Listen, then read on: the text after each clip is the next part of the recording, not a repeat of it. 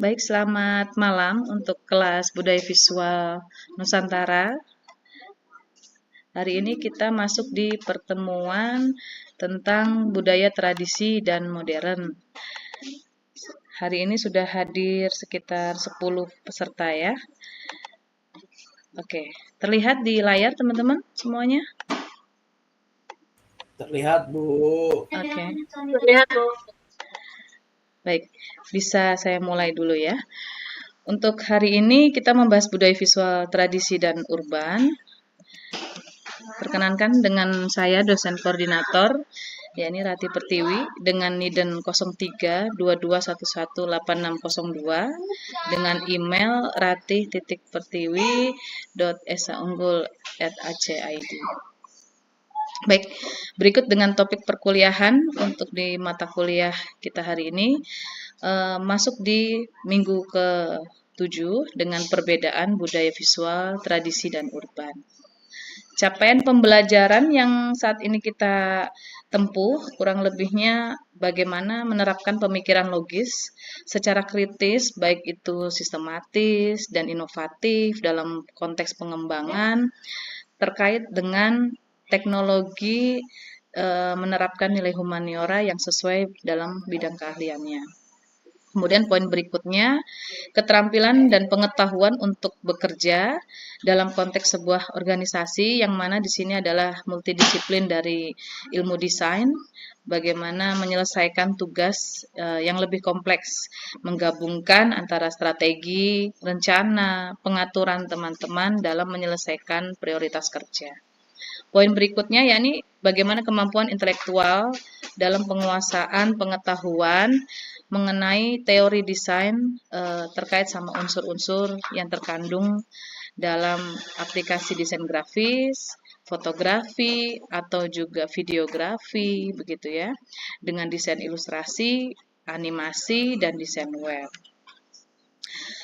Berikut komponen untuk penilaian mata kuliah ini, salah satunya absensi sebesar 10%, dengan penugasan 20%, kemudian UTS di angka 30%, UAS, yakni terdiri dari karya dan proposal sebesar 40%. Baik, berikut pendahuluan yang akan kita tempuh selama 14 pertemuan. Dalam mata kuliah budaya visual Nusantara ini merujuk pada ekspresi visual yang mengakar dari kearifan lokal, diwariskan secara turun-temurun, kemudian merepresentasikan apa yang mewakili dari identitas dari sebuah budaya secara sistem nilai masyarakat adat. Seperti yang kita ketahui dalam hal ini yang terlihat dalam motif batik, teknik ukiran, ragam rumah adat, ataupun juga pertunjukan wayang. Baik, sebelum kita masuk ke tampilan video, kita akan membahas secara budaya visual tradisi dan urban melalui video berikut ini. Silakan. Oh, seperti ini? Muncul tidak? Terlihat, Ibu.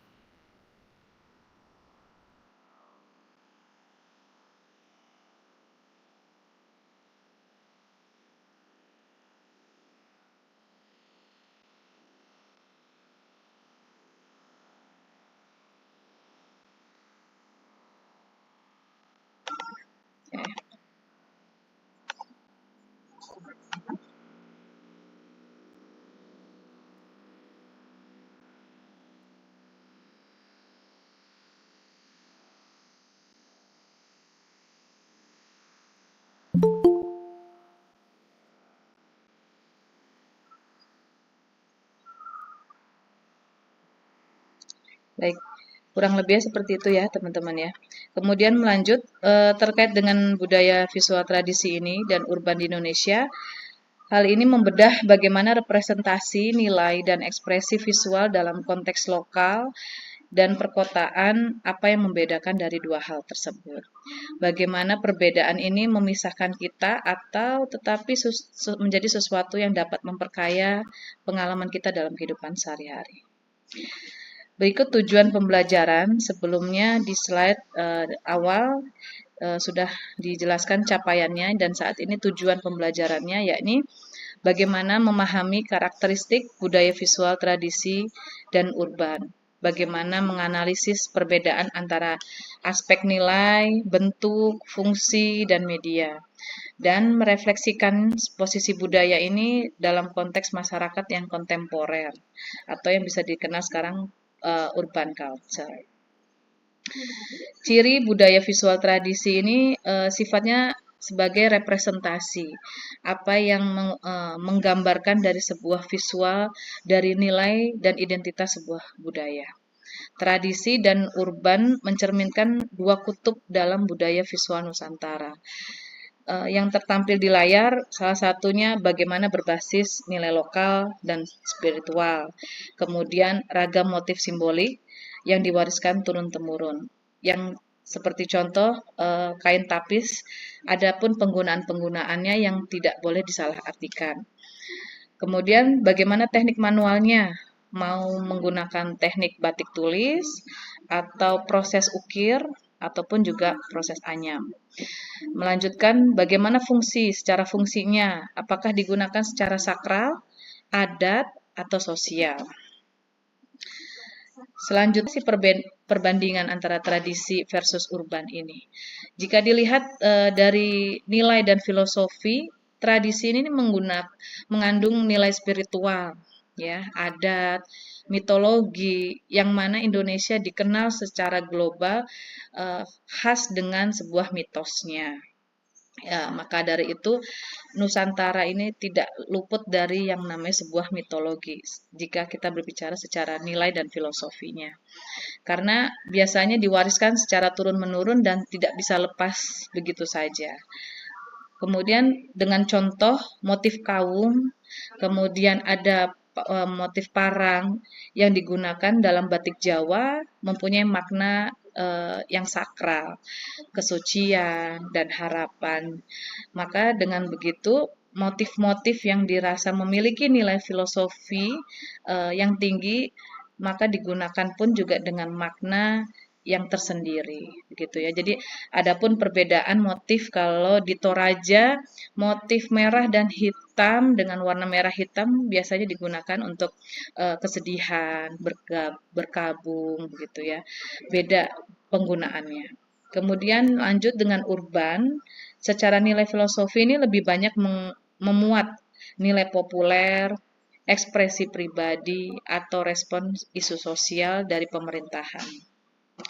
Dengan contoh mural kota bertema toleransi atau kritik pemerintah, ya, isu yang sedang berkembang seperti apa kemudian dituangkan melalui mural. Lanjutnya dengan teknik dan media, tradisi ini menggunakan teknik manual.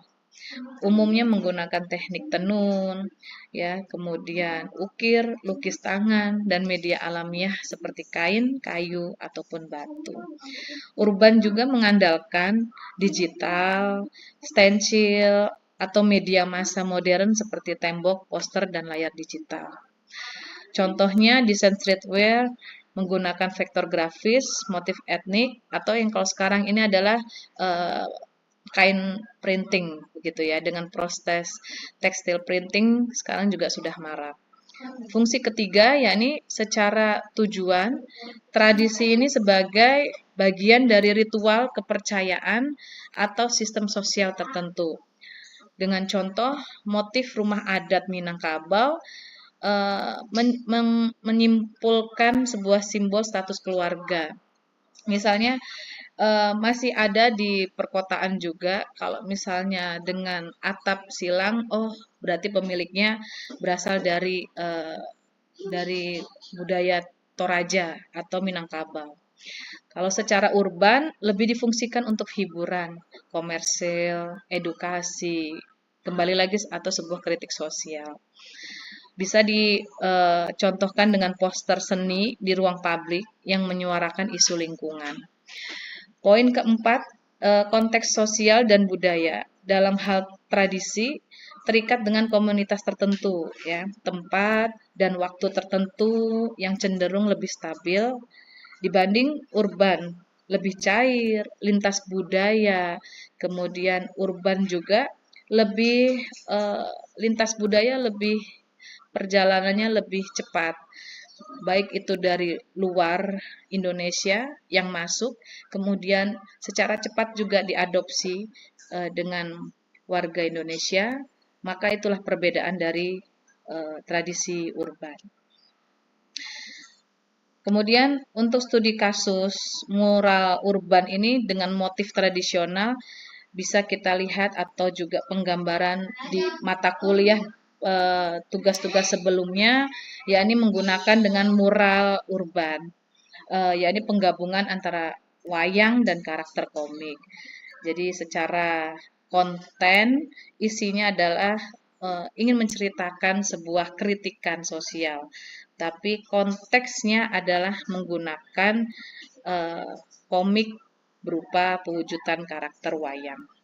Kemudian mereinterpretasi simbol ini kita akan berdiskusi singkat terkait apakah budaya urban ini merusak atau bahkan memperkaya tradisi. Kemudian beda. Dalam hal ini contoh kasus yang pertama, misalnya kita ambil kontemporer oleh batik sejauh mata memandang. Pasti pernah dikenal ya, seperti motif dia mendaur ulang. Kalau teman-teman pernah dengar yang namanya brand sejauh mata memandang. Jadi dia mengulas lagi, merecycle dari benang yang sudah pakai batik kontemporer kayaknya bagus sih Bu, soalnya lebih apa, jadi tuh kayak batiknya tuh lebih jadi terkenal gitu ke seluruh Indonesia gitu. Nah, jadi kan orang-orang pada tahu nih, oh ini ya batik Oke, iya. kontemporer Berarti gitu kan. menjadi nilai tambah ya kan ya, Siva tadi ya, Siva Iya Bu, Nurul ya. Sebagai nilai tambah betul. menghidupkan kembali batik di kalangan muda ya. Buat sekarang nggak ada, Bu, belum ada. Oke, baik. Sebelumnya terima kasih kalau begitu yang sudah hadir hari ini. Sudah ada 10 peserta. Terima kasih atas kunjungannya untuk di laman Zoom kita hari ini.